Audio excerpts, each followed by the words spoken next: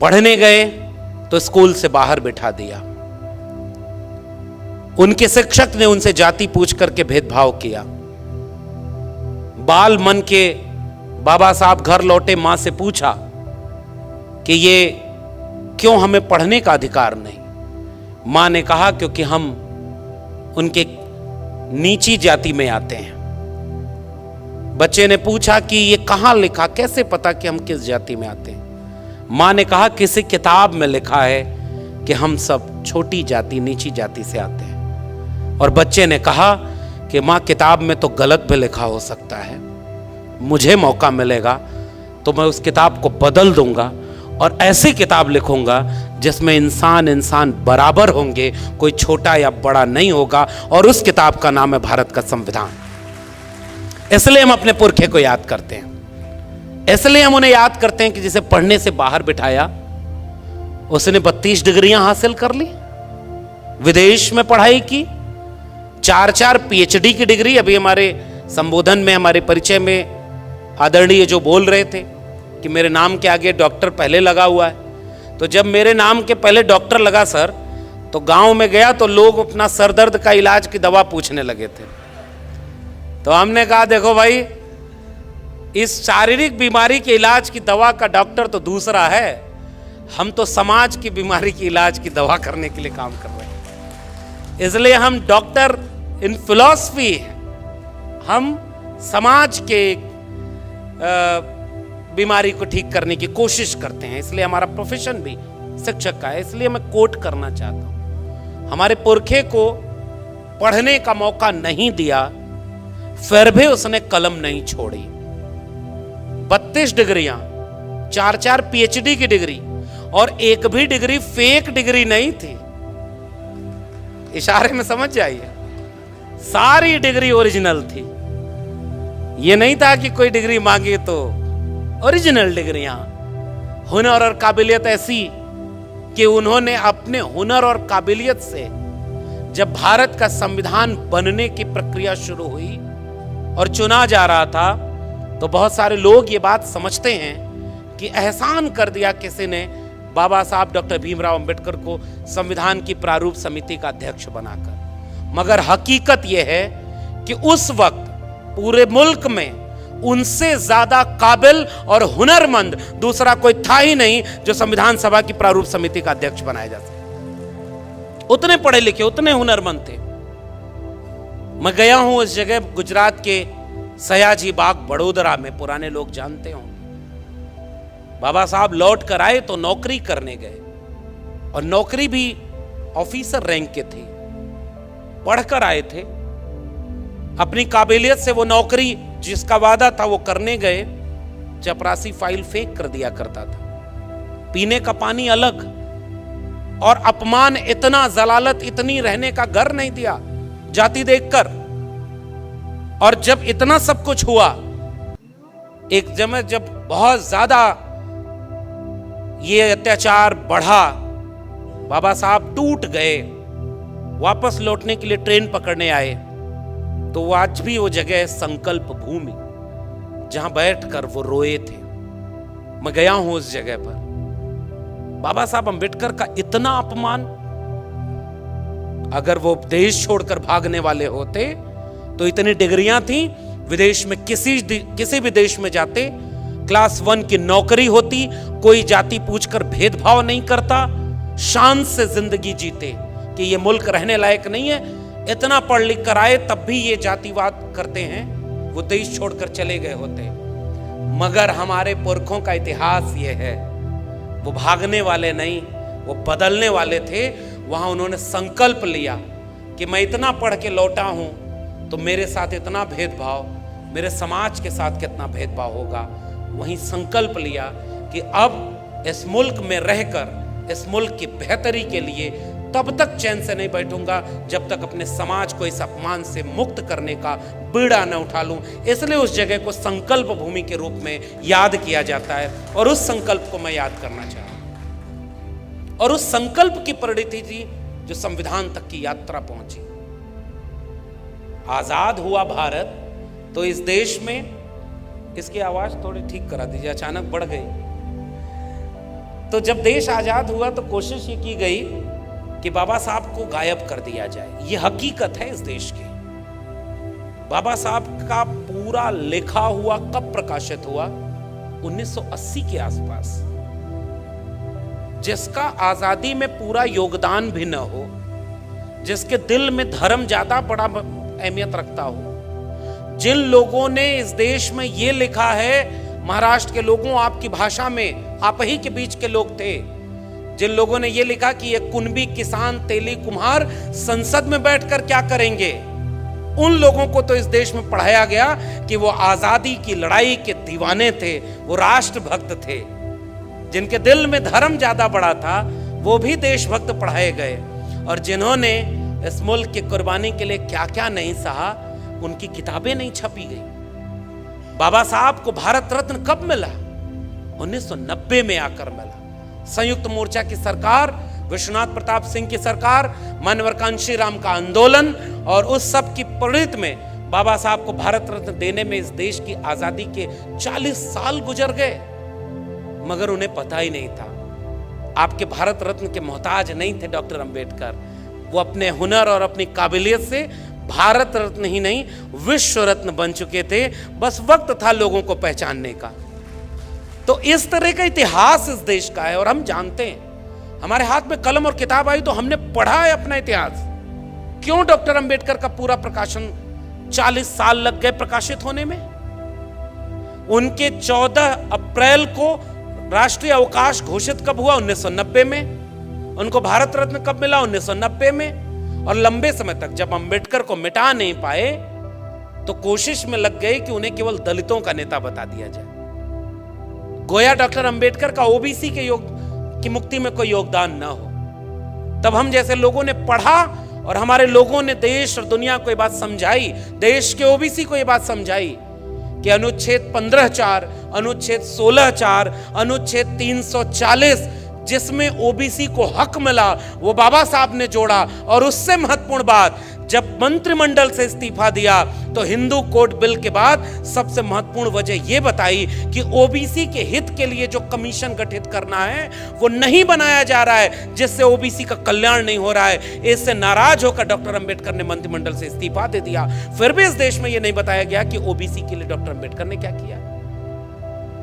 दलितों के नेता थे, महिलाओं के लिए ग्रेच्युटी, पे grade, child care leave, maternity leave, trade union के लिए काम करने वाले वेतन भत्ता, पे ग्रेड, ग्रेच्युटी की बात करने वाले डॉक्टर अंबेडकर को कोई कॉमरेड डॉक्टर अंबेडकर की तरह नहीं पढ़ाया।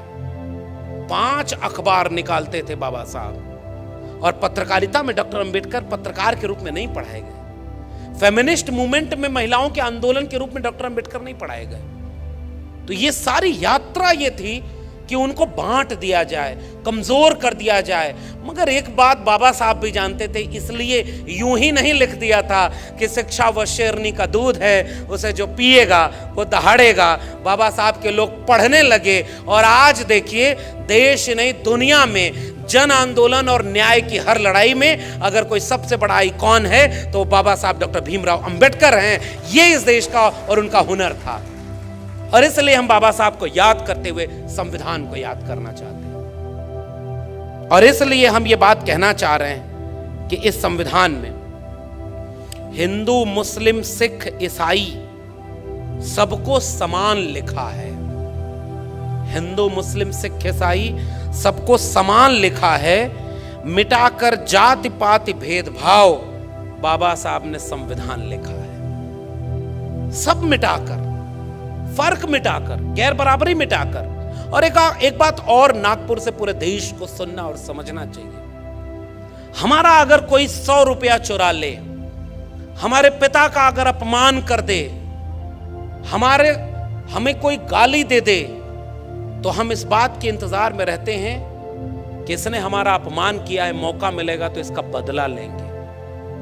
और बाबा साहब की कलम को मौका मिला था कि हजारों साल से जिनके पुरखों का अपमान किया गया, इंसान ही नहीं समझा गया, बाबा साहब के पास कलम में वो मौका था कि तुमने 2000 साल तक हमको अछूत बनाया, अब कम से कम 200 साल तक तुम्हें हम अछूत बनाएंगे, क्योंकि हमारे हाथ में कलम है।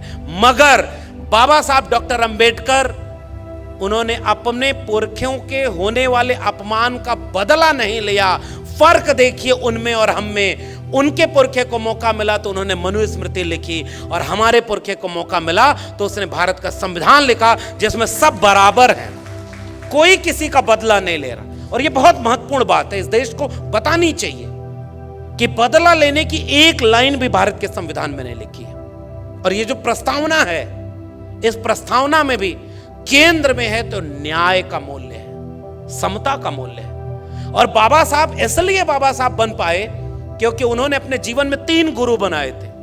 पहले गुरु तथागत बुद्ध, दूसरे गुरु महात्मा कबीर, और तीसरे गुरु महात्मा ज्योतिराव गोविंदराव फूले। और मैं आज कभी खड़ा होता हूं आज के वक्त में, तो मुझे लगता है कई बार सबको याद करने की बजाय अगर हम अंबेडकर को अपना गुरु बना लें तो हम अपने आप उस पूरी विरासत से जुड़ जाएंगे जिससे डॉक्टर अंबेडकर जुड़े हुए थे। इसलिए हमारा भी कोई राजनीतिक सामाजिक गुरु है तो बाबा साहब डॉक्टर भीमराव अंबेडकर जैसे हैं। तथागत बुद्ध को से मिले नहीं थे डॉक्टर अंबेडकर। महात्मा कबीर 2000 साल पहले तथागत बुद्ध, लगभग 700-800 साल पहले कबीर हुए। मुँह को कहां ढूंढे रे बंदे, मैं तो तेरे पास में। ना मैं मंदिर, ना मैं मस्जिद, ना काबे कैलाश में, ना मैं जप में, ना मैं तप में, ना मैं व्रत उपवास में। खोजी हुए तो तुरते मिले हो पल भर की तलाश में। कहें कबीर सुनो भाई साधो, मैं तो हूं विश्वास में। उस पुरखे को मिले नहीं थे बाबा साहब, लेकिन उन्हें अपना गुरु बनाया था। और इवन महात्मा फूले से भी नहीं मिल पाए बाबा साहब डॉक्टर अंबेडकर। 1891 और उसके पहले तारीख आ गई 1888। लेकिन मुझे याद है कि इन तीनों गुरुओं से बिना मिले उन्हें अपना राजनीतिक और सामाजिक गुरु मानते थे बाबा साहब। हम अपना सामाजिक और राजनीतिक गुरु बाबा साहब को मानते हैं। इसलिए इस बात को हम कहना चाहते हैं। और आप यहां से देखिए कि संविधान निर्माण की प्रस्तावना में एक बेहद दिलचस्प काम हुआ। उस दिलचस्प काम को मैं यहां से याद करना चाहता हूं, क्योंकि बहुत सम्मानित मंच है, बहुत वैचारिक मंच है। मैं 2-3 नाम पढ़ रहा हूं। संविधान बनने की प्रक्रिया शुरू हुई है। देखिए, संविधान की प्रस्तावना की शुरुआत कहां से की जाए, पहला शब्द क्या हो, इसको लेकर डिबेट शुरू हुई है संविधान सभा में। एक शख्स हैं जिसका नाम है HV कामत। इन्होंने सुझाव दिया कि भारत के संविधान की शुरुआत, यानी प्रस्तावना की शुरुआत ईश्वर के नाम पर हम भारत के लोग से होनी चाहिए। यानी सबसे पहला नाम होना चाहिए ईश्वर। दूसरे शख्स हैं संविधान सभा में गोविंद मालवीय। गोविंद मालवीय ने एक संशोधन पेश किया और उस संशोधन प्रस्ताव में लिखा कि परमेश्वर सर्वोच्च प्राणी और ब्रह्मांड के भगवान की दया से भारत का संविधान शुरू होना चाहिए। अगले शख्स का नाम है कोई समथिंग सक्सेना। उन्होंने कहा कि प्रस्तावना में भगवान और गांधी का नाम शामिल होना चाहिए और इसके खिलाफ तर्कों पर विचार किया, जिसमें उन्होंने कहा कि भाई आयरिश संविधान वो अपने शहीदों की याद से और भगवान की स्तुति से शुरू होता है। दुनिया के कई संविधान से शुरू होते हैं। अगले शख्स है गोविंद मालवीय। उनका दृष्टिकोण था कि मैं एक विभाजन चाहता हूं, क्योंकि मुझे लगता है कि हम इस देश और इसके लोगों के साथ अन्याय कर रहे हैं और मैं जानना चाहता हूं कि इस विषय पर कौन क्या सोचता है। यह आरोप लगाने वाले तरीके से जो दक्षिणपंथी हिंदू विचार था कि कौन इस बात में सहमत है कि संविधान भगवान के नाम से शुरू होना चाहिए या नहीं होना चाहिए। बाबा साहब डॉक्टर अंबेडकर ने कहा कि तमाम लोगों के सुझाव आए हैं, इस पर वोटिंग होनी चाहिए। कुछ लोगों ने कहा कि नहीं, भगवान के नाम पर वोटिंग कैसे होगी, तो हाथ उठवाए गए। और यहां से इस देश के नागरिकों को एक बात समझनी होगी, उस हाथ उठवाने में कि भारत का संविधान किसी भगवान के नाम से शुरू हो, 41 यानी 41 लोग इसके समर्थन में थे, 68 लोग इसके खिलाफ वोट देते हैं। और उसके बाद बाबा साहब की चतुराई से ये देश का संविधान किसी भी और नाम के संबोधन से नहीं शुरू हुआ। इसका पहला लफ्ज है हम भारत के लोग, यानी we the people of India, और इससे इस देश का संविधान शुरू होता है। और ये कोई सामान्य बात नहीं है। बाबा साहब अंबेडकर ने बहुत सोच विचार कर और उनके राय से कन्विंस लोगों ने हम भारत के लोग को सबसे बड़ा माना। और इसलिए मेरी नजर में ये जो हम भारत के लोग हैं, यही भारत है, यही देश है। किसी भूगोल के नक्शे पर खींच दी गई लकीर के बीच में आने वाले जमीन के टुकड़े से देश नहीं बनता है। देश वहां के लोगों से बनता है, वहां के नागरिकों से बनता है। और यह बात संविधान सभा के समझदार लोग समझते थे। इसलिए उन्होंने इस प्रस्तावना की शुरुआत की है, we the people of India, हम भारत के लोग। और जैसे ही हम भारत के लोग हैं तो तमाम भेद तो यूं ही मिट गए, कौन बड़ा कौन छोटा। क्योंकि यह देश तो ऐसा देश रहा है, कुछ लोगों ने इस बात का भी ध्यान नहीं रखा कि भाई तुम लिख कर जा रहे हो अपने धर्म ग्रंथ में, तो एक दिन ऐसा आएगा लोग पढ़ेंगे और कहीं हंसने न लगे कि दुनिया में इंसान एक तरफ पैदा हुआ और तुमने अपने को श्रेष्ठ दिखाने के लिए कहा कि हम मुख से पैदा हुए हैं। ये बात सुन करके आज कोई हंसेगा ही। इस देश के प्रधानमंत्री जब विदेश में जाते हैं तो दोनों बाहें फैलाकर कहते हैं कि मैं युद्ध के देश से नहीं, बुद्ध के देश से आया हूं। और जब भारत लौटते हैं तो बुद्ध के खिलाफ युद्ध छेड़े हुए हैं। इस बात को नागपुर से ज्यादा कौन बेहतर समझ सकता है। समझदार को इशारा काफी। तो वो युद्ध जो बुद्ध को याद कर रहे, कहां और देश बदल रहा है, समय बदल रहा है। देखिए, सर्वोच्च न्यायालय में बाबा साहब की मूर्ति लगाने में भी आजादी का अमृत काल आ गया। 75 साल लग गए कि बाबा साहब की मूर्ति वहां पर लगाई जाए, लेकिन वो एक ऐतिहासिक दिन था। आज उस देश में न्याय की सबसे बड़ी संस्था, जिसमें मनु को सबसे बड़ा न्यायाधीश माना था लोगों ने, उसके सीने पर चढ़कर एक बैरिस्टर बाबा साहब अंबेडकर की तस्वीर सर्वोच्च न्यायालय के सामने खड़ी है, जो रात के अंधेरे में भी डराएगी अगर किसी ने अन्याय की कोशिश की भी तो। इसलिए इन तस्वीरों और इन मूर्तियों की अहमियत होती है। हमारा खौफ उनसे पूछो जो हमारे पुरखों की मूर्तियों से भी डर जाते हैं। आज तक इस दुनिया में सबसे ज्यादा मूर्ति बनी तो तथागत बुद्ध की, और सबसे ज्यादा मूर्ति तोड़ी गई तो बाबा साहब अंबेडकर की। ये इस देश की सच्चाई है। और इसलिए हम we the people of India पर बात करने आए। उन्होंने क्या कुछ नहीं सहा था, फिर भी आप देखिए कि सबकी मुक्ति और आजादी की लड़ाई की, आजादी के लिए इस संविधान में सब कुछ लिख दिया।